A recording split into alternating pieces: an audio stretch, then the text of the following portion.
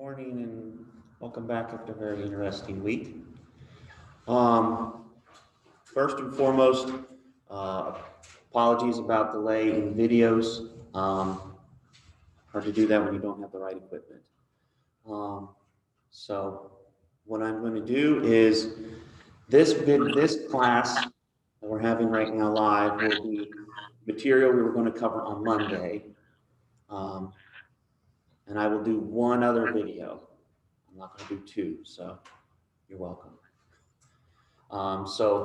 The other video will be the class material we were going to do for today, for Friday. So I will have that posted by noon. Get that watched over the weekend. I'll delay the, the participation assignment, so that'll be due on Tuesday instead of normally Monday, so to give you some extra time to catch up on that video as well. So we've spent the past few weeks looking at some of the various virtues. The ones we've been looking at, we called the cardinal virtues. Anybody remember why they were called cardinal?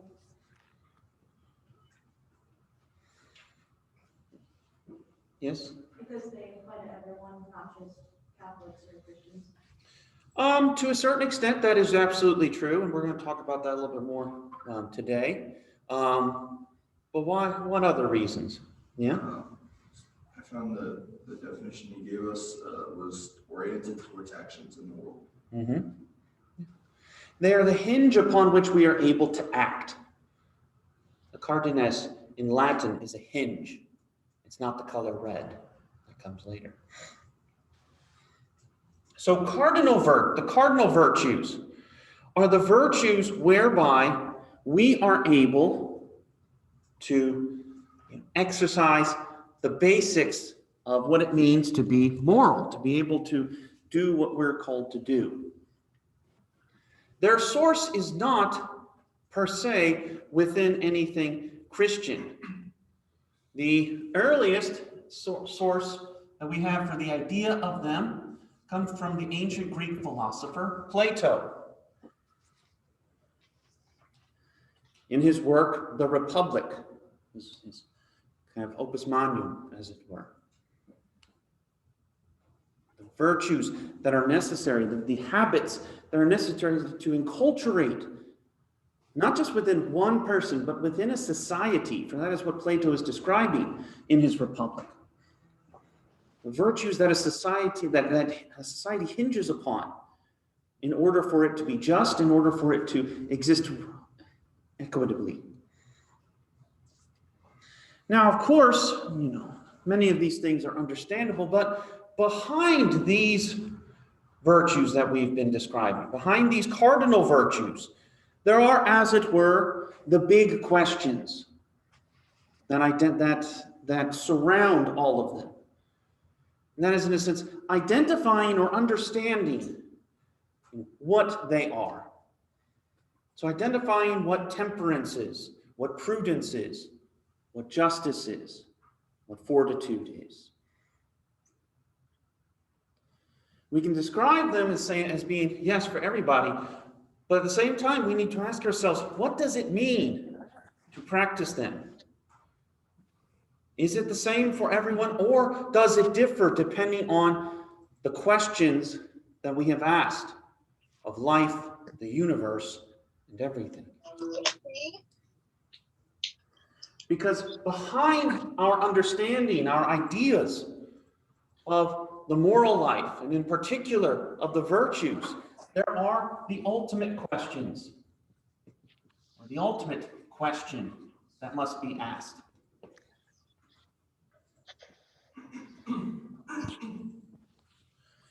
What is true and what is good?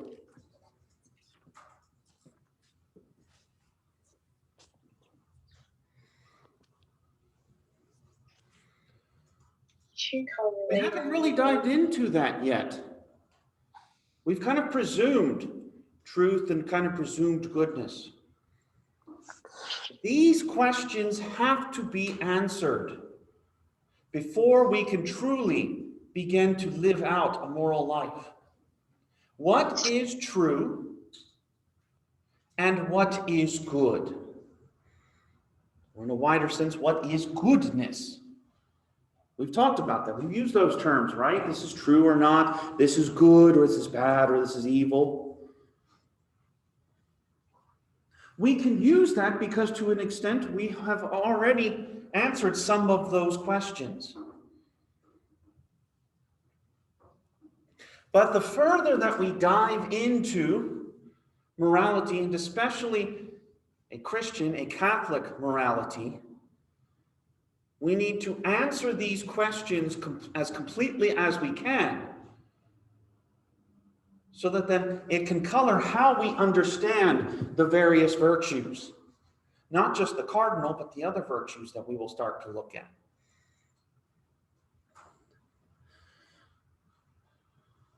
We need to understand the overall scope of the big picture beliefs.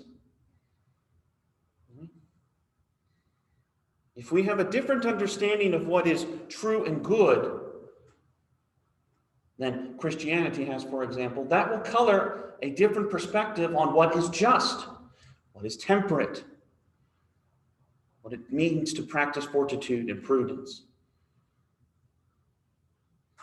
Everyone in the end ultimately practices them to some way. That is absolutely correct. But how they practice it is colored based off of the answers to these two questions. What is true? What is good? So to do that, to prepare for that, we need to look at how it is Christianity, and specifically, of course, Catholicism, answers those questions. What is true and what is good? And of course, the first answer, the immediate answer that comes to mind is God.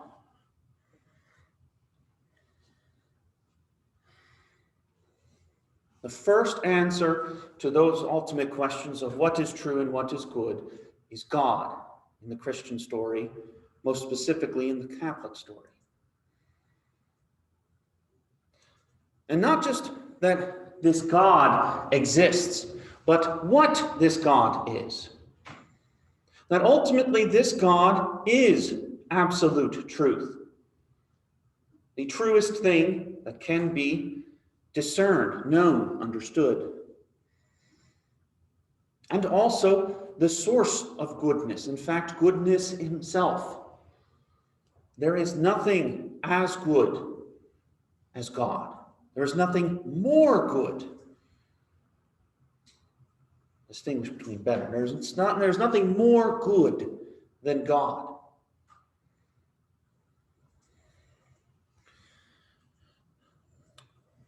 Why?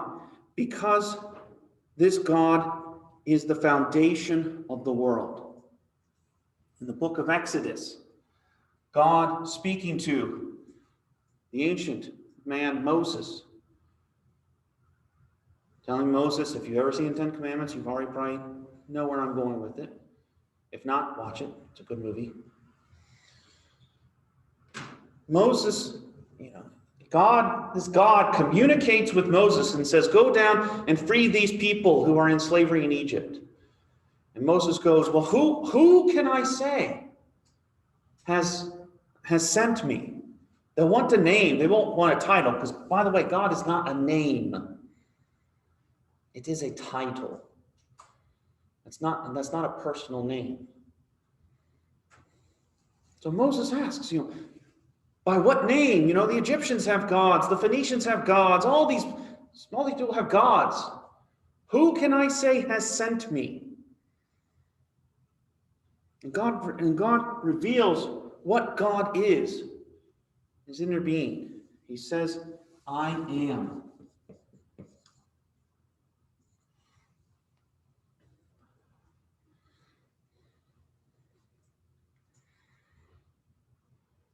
I am, or I am who am.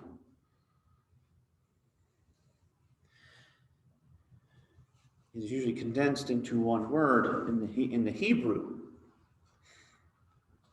But it's important to understand, this reveals that this God is not a God in competition with gods, but the God who is at the heart of everything. And ultimately we say it is because God exists, God is, that anything else exists. The universe, the earth, the soil, the water, the air, us. The only reason anything exists is because God exists.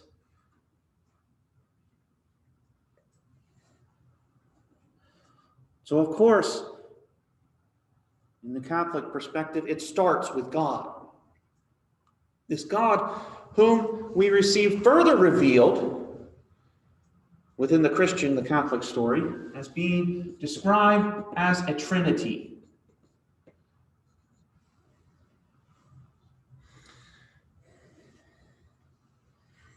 Or sometimes described as a triune God. What do we mean by this?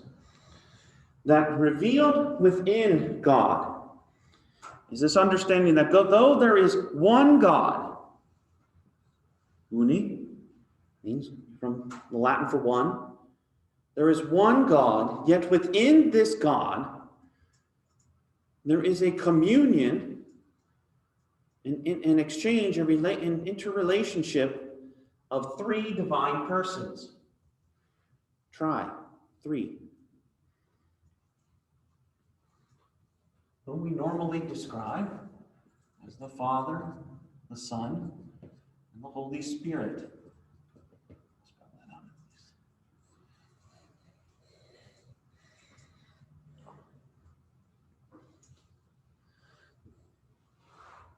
Each distinguishable from the other, yet all existing, subsiding in that divine substance. So there is not three gods, there is one.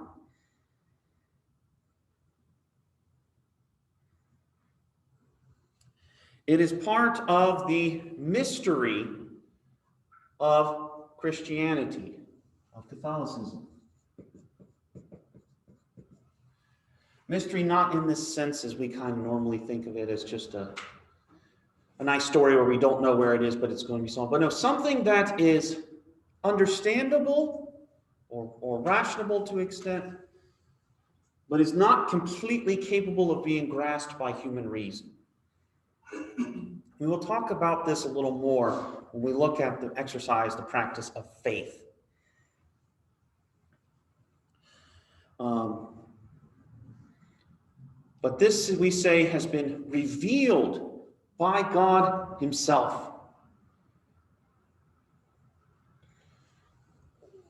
Hence, to where one of the disciples of Jesus, in writing a letter that will be added into the Bible after his death, the Apostle John will write and say that God is love. That's how he will put it. God is love. Which type of love? We'll see when we dive into love. So this God exists,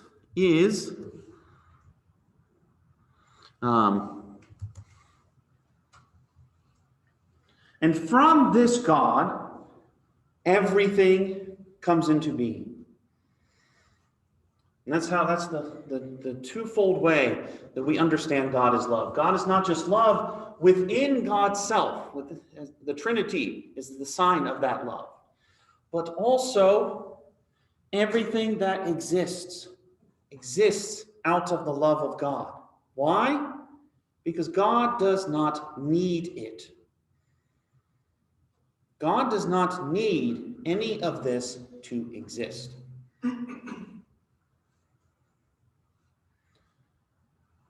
We need things to exist, right? We need food, we need drink, we need warmth. At a bare minimum, we need those three. We may need some purpose, some motivation to live, right? God does not need anything. God is completely perfect in and of himself. You do not take anything away necessarily from God by existing, nor do you, in a sense, necessarily contribute in his existence, in his being. And yet God wills all of this to exist. And we say that he does it out of love. So flowing from God comes creation.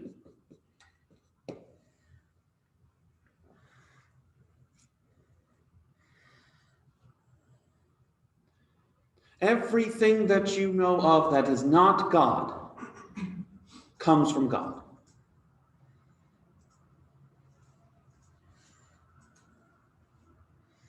The entire universe that we are able to observe and to identify, whether with the naked eye, whether with telescopes,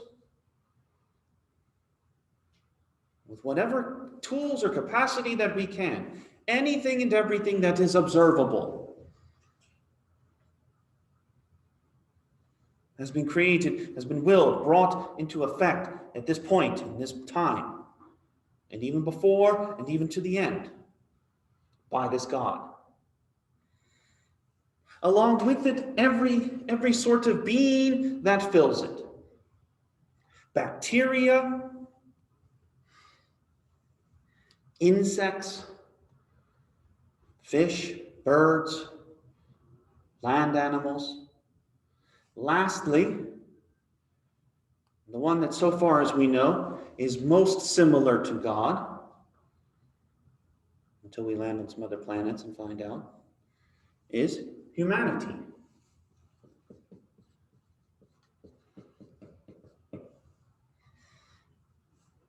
Humanity, whom we see and will see in looking further in this class, is created in the image and likeness of God.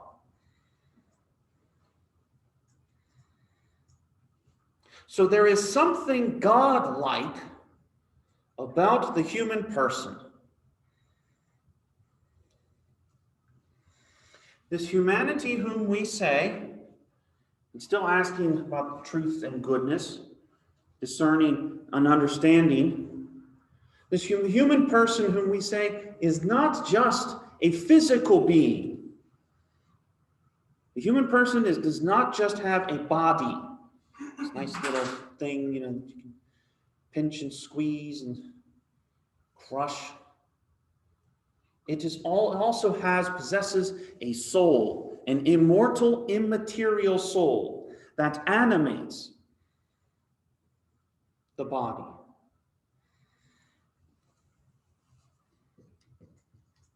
So that duality of body and soul.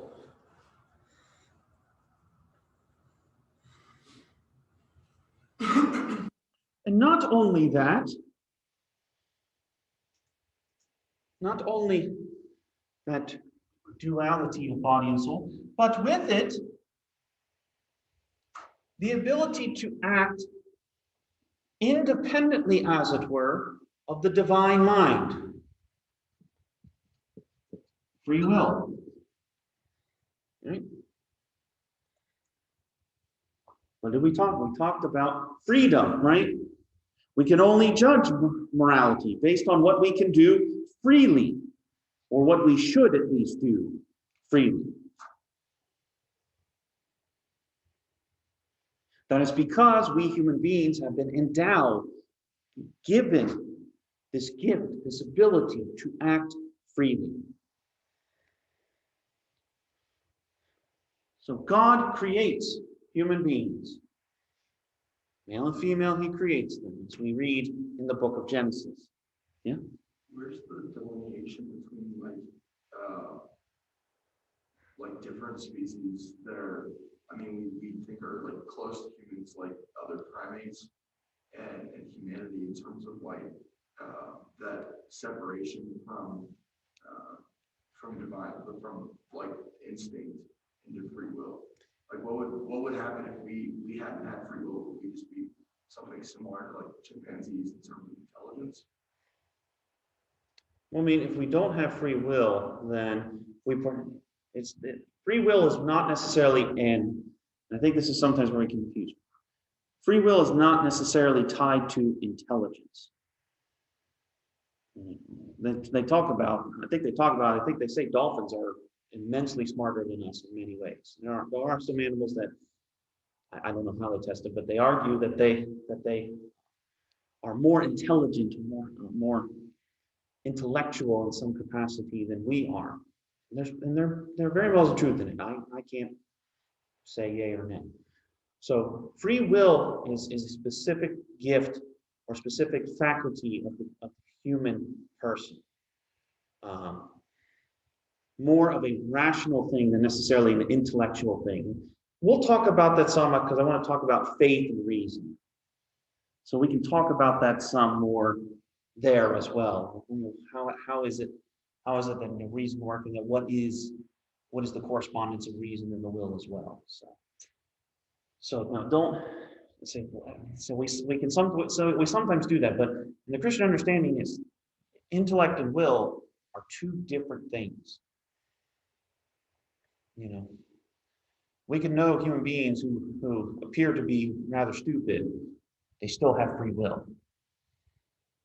Does that help, Dan? Answer that. Other questions, other thoughts? Good. So, all of this creation comes into existence. Most importantly, of course, human beings, as far as at least we are concerned. God gives all of this to humanity, gives them a command. But humanity, all of humanity, male and female, blaming one gender or species or sex over the other, all of humanity disobeys. And in that disobedience brings about the fall of humanity. The fall from what? The fall from original grace, the fall from original union with God. And introduces into the human race sin.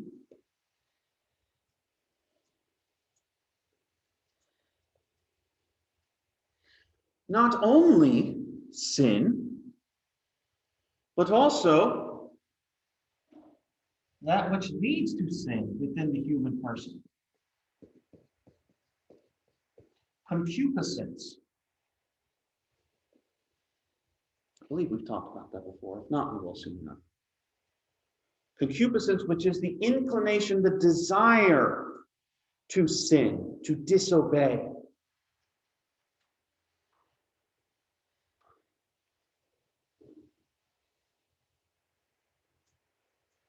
This is not what God originally willed for humanity.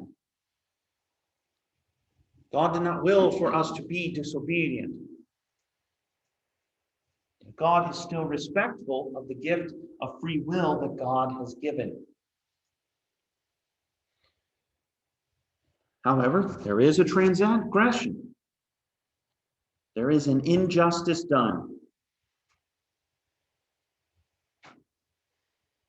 So humanity is punished by being expelled from that original grace,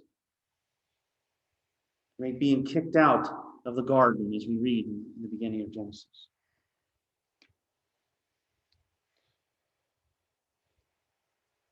But the story does not end there. Though perhaps, in one sense, you could say rightly so, it deserves to be. Yet God does not leave it there. God continues after that to call humanity back to himself. And he does it piecemeal. He does not do it all at once. He does it in his own plan, in his own way. So this is where we get most of the story that we hear in the Old Testament, most of the history. I want to make it sound as if it's just a nice fairy tale. It is a story, but it is a history as well. The calling of the patriarchs, Abraham, Isaac, Jacob. The founding of a nation based on the descendants of Jacob, who was renamed Israel. The growing of a large nation, who were then brought into their own land freely by God. And that is the great story of the Exodus.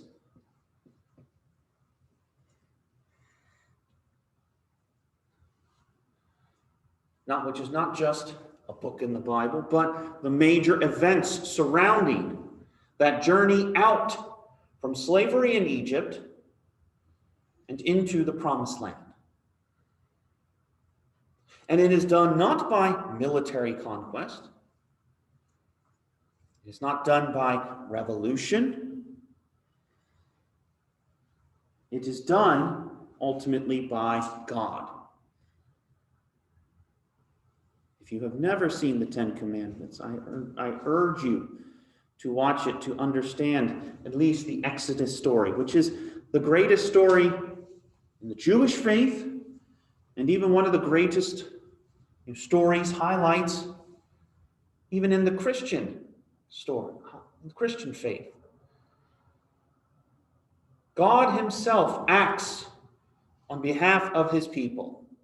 These people that he has claimed to be his own. He delivers them. It's not Moses. Moses is, as it were, kind of an agent or an instrument. God delivers them from that slavery, from that state of pitifulness. Pitiable state. Brings them through the Red Sea, even parts the sea so that they may pass through. Even as they transgress after that, still forgives them, but drives them through the wilderness, the 40 years journey, and finally allows them to enter into the land that he had promised their fathers, Abraham, Isaac, and Israel. So this Exodus is still, though not enough. Even though he has set up these people to be his own, he establishes a kingdom, but even that rises and falls. Rises by his grace, by his help, falls by the arrogance of man, the abandonment of God. God then sends various prophets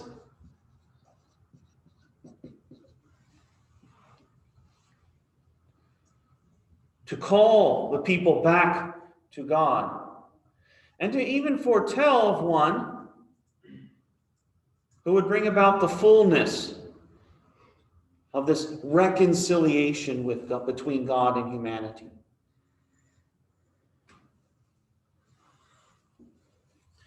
And of course, we Christians say, this happens in the one who is foretold to be this anointed one, or this Messiah. And that is Jesus of Nazareth. Jesus the Christ. Christ, by the way, is a title as well. It is not a name. He is not Mr. Christ. Christ is from the Greek Christos, which is a translation of the Hebrew word Messiah, which means the anointed one.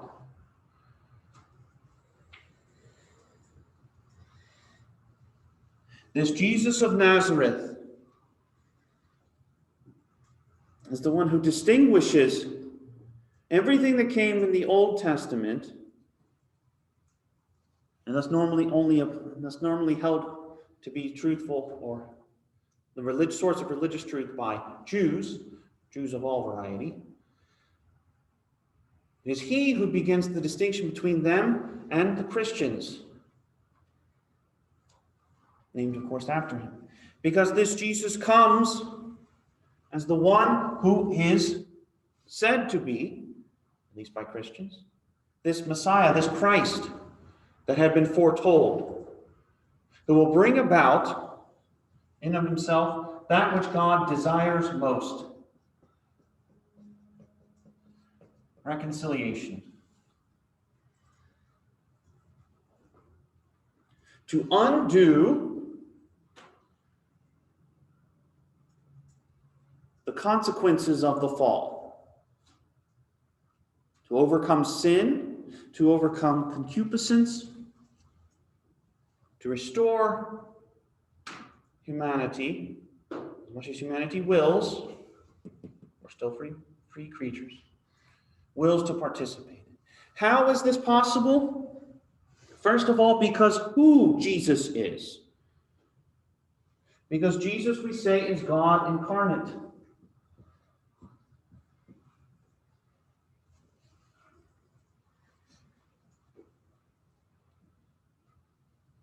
We talked about the Trinity, right? Father, the Son, and the Holy Spirit. These three persons who are one God.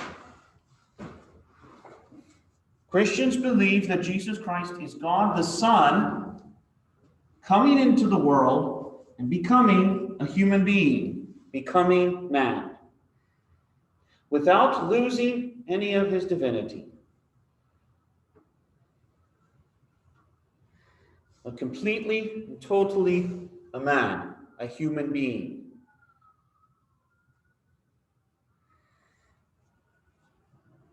Incarnate, taking on our flesh, that's literally what incarnate means, taking on our flesh to himself, being born of a human mother, conceived, yes, supernaturally,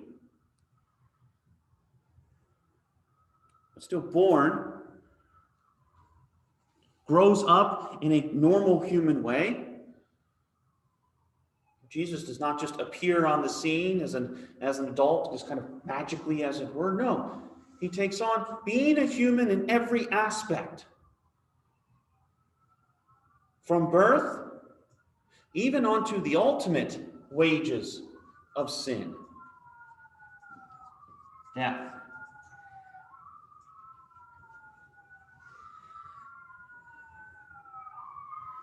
This Jesus then goes about preaching, teaching, healing, working miracles, gains opposition. The opposition succeeds in having him condemned as a traitor, as a blasphemer. This Jesus is tortured, condemned to die on the cross, one of the cruelest ways any human being can die in any time. And this Jesus then suffers and dies. What is called by some of his later apostles a supreme act of obedience, obedient even unto death. St. Paul will write in one of his letters.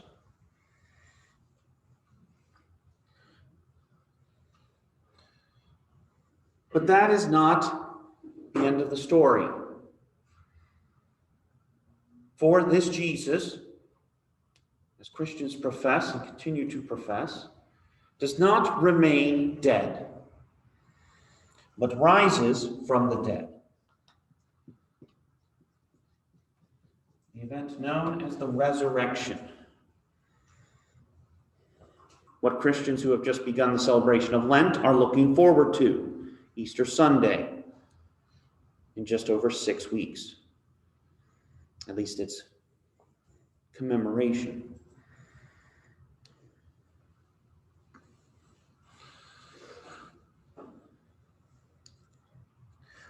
By the death and the resurrection of Jesus, this reconciliation is brought about for all those who will partake of it, who desire it. This reconciliation is also a reunion, as it were. A reunion of God with humanity. As it were, you could say a restoration of that original grace, original unity that humanity had at the beginning of creation.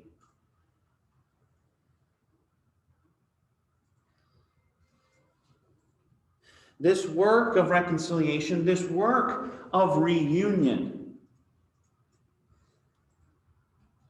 is perpetuated, we say, and especially speaking here in the Catholic context, this work is perpetuated by the body of believers that have existed since Jesus and has been gifted with his help and his grace.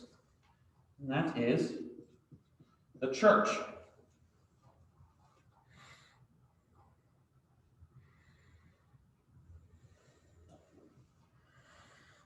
Now, of course, we will say the Catholic Church, but even in a lesser extent, in some way, even the other churches. Other Christians might not necessarily say that, but Catholics at least do. To proclaim this message of reconciliation and reunion, to proclaim and share the merits, the graces, the helps of Jesus' death and resurrection, not just through preaching or teaching, but also through works as well. Through the works such as the sacraments, these visible rituals that use visible things, that confer invisible help, invisible grace. Baptism, confirmation, Eucharist, holy orders, marriage, anointing of the sick.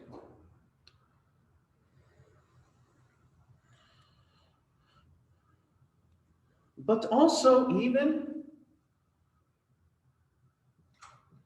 the various works that are done. And certainly many of these are works of charity or works of mercy. Homeless shelters, food pantries, food for the poor and the homeless, hospitals,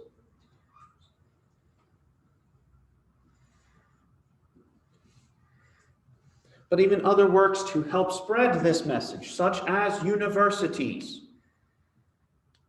But yes, we're started by the Catholic Church, so you can blame Catholics for having to be here.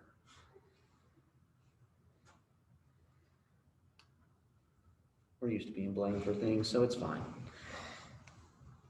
But this work of the church, which we say is the work of Jesus Christ, will continue until the end, until the last days, when it is believed that Jesus will come again, will bring about the last judgment, the final judgment of all things, including every human being, will sort all things into ultimately two things: into either eternal life, shared with God, or eternal death.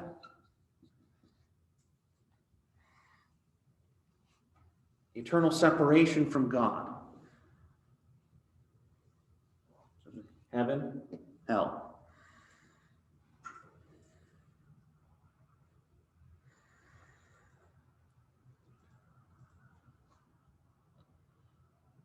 These are the ideas, the answers to those major questions, to those ultimate questions. And above all, those two ultimate questions: what is true, what is good? As far as the Christian, and more specifically the Catholic understanding, starting from God, proceeding then through humanity, being reunited in Jesus, and being perpetuated in his church.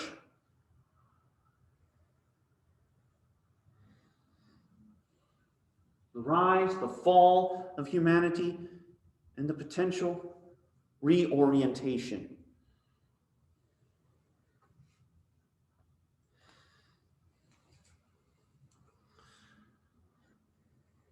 Yeah. You say potential reorientation, do you mean like was that before the coming of Jesus, or was that? I say potential because we are still creatures of free will. All of this that Jesus proposes and offers is offered for us to freely accept. It is not forced, it is not imposed. Our free will is still respected in all of this. That is why I say potential, and that is why ultimately there are two places we say that all things will end up. If one freely rejects God, rejects Jesus, rejects what we say is true and good, then they reject that which is life itself.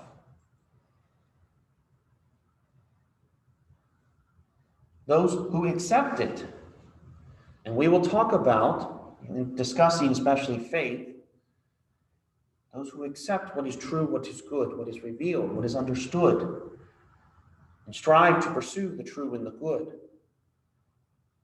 receive everlasting life. That is why I use the word potential. But also because it has not been fully completed yet. The full reconciliation will come at the end. Right now, we are in a state that it has happened by his resurrection and death, but it is not yet completed. Okay? I know? Yep, thank you. Good. Other questions, other thoughts on this right here, right now?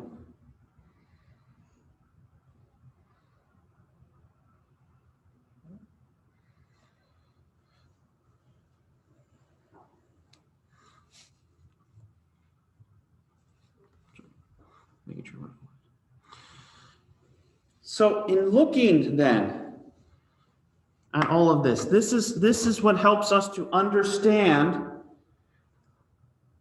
the specifically Catholic and the generally Christian understanding behind this practice of morality so far.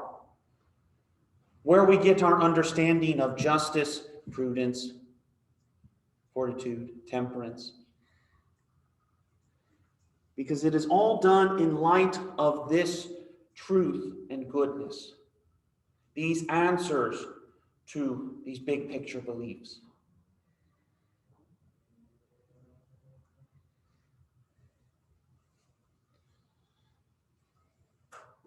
And in a way, this is how most of the Western world, this is the foundation for most of the Western world's understanding.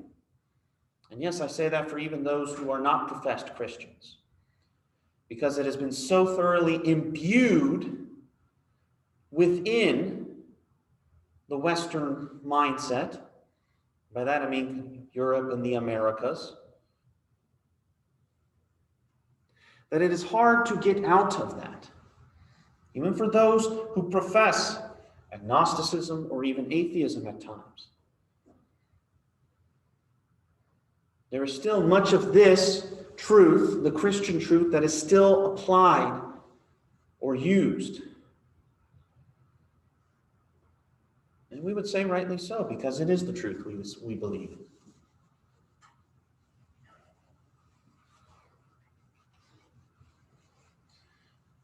But these things must be understood before we can truly begin to live as moral creatures.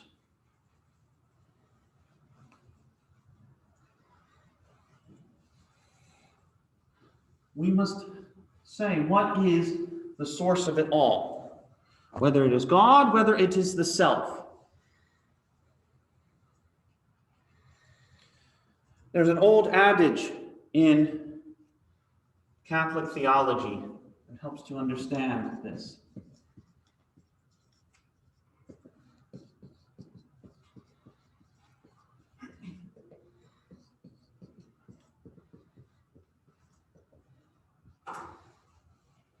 In Latin, it says lex orandi, lex credendi, lex vivendi. Translated, the law of praying is the law of believing, is the law of living.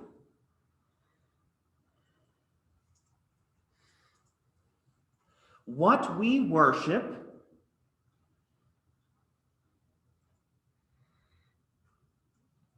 influences, shapes what we believe.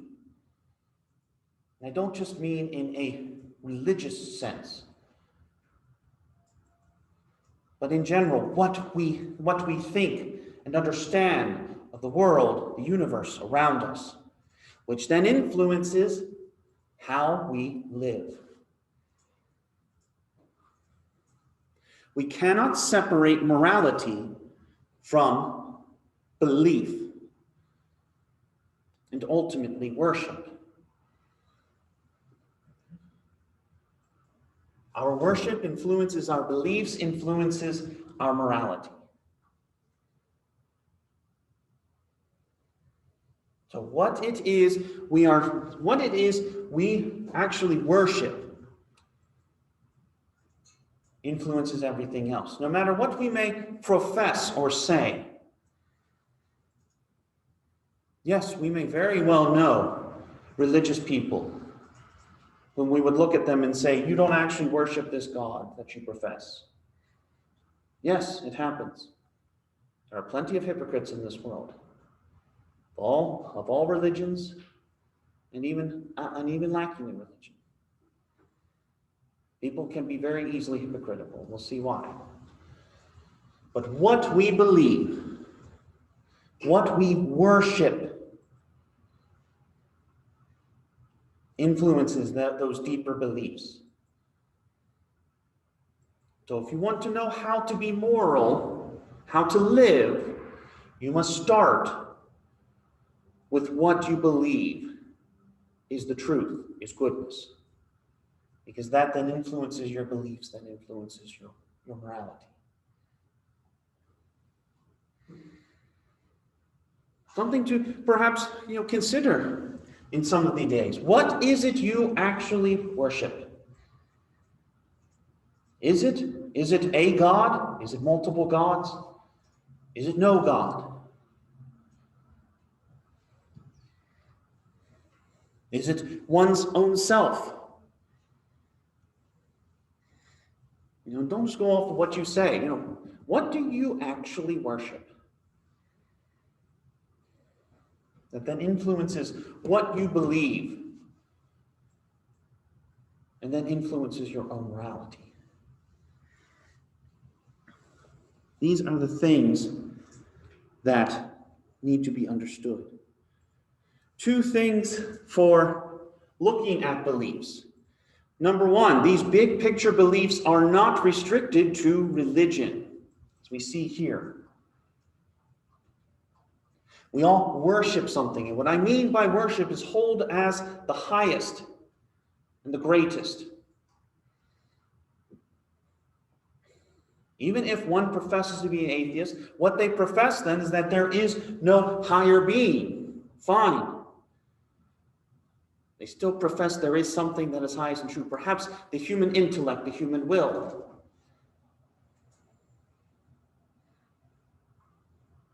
Humanity is an adoring creature, and it adores something. Even if it rejects any idea of God, it still holds something as the highest and the most important. So big picture beliefs, like all that we've been talking about, are not limited to religion.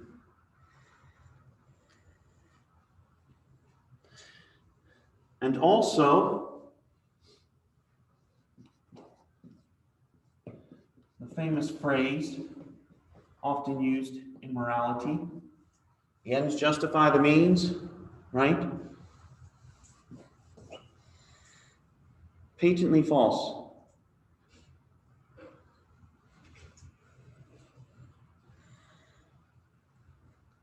The ends do not justify the means. And yes, this is even true in the Christian context.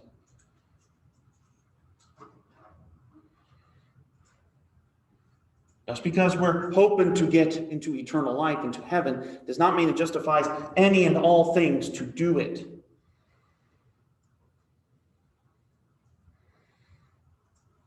There is a specific way to live, to act, as we'll begin to see and to focus more directly on as we go through this class. We do not pursue things just for the end. Right? We talked about that in looking at the parts of a free intentional act. Remember those three? The intention, the object, the circumstances. The ends never, in and of themselves, justify the means. All right. Yes. So if the ends don't justify the means, is there another common case of something that does justify the mean to getting somewhere? Is there? We'll see some of that as we look, at least from the Christian perspective, as we look more deeply into the theological virtues and all of that as well. Okay? Questions, comments, thoughts on any of that? Yes. I have a question about the paper due next week. Is it? Yes. The past couple of weeks on Canvas, Yes. like in the week overviews, Mm-hmm. it said that the paper is due on the 26th, but this week it said the 22nd. That's a mistype. Okay, I just wanted to make sure. What is the date in the assignment itself? It's the 26th, I believe. Okay. Check and make sure, but I believe it's the 26th. That was probably that was actually it probably says September in there because it's just a copy over from last semester. So I just double checked it on the assignment itself. It does say 26. yeah. Can we change who we write about?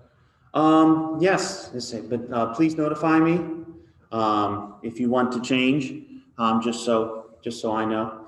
If you need any help with that, feel free to contact me.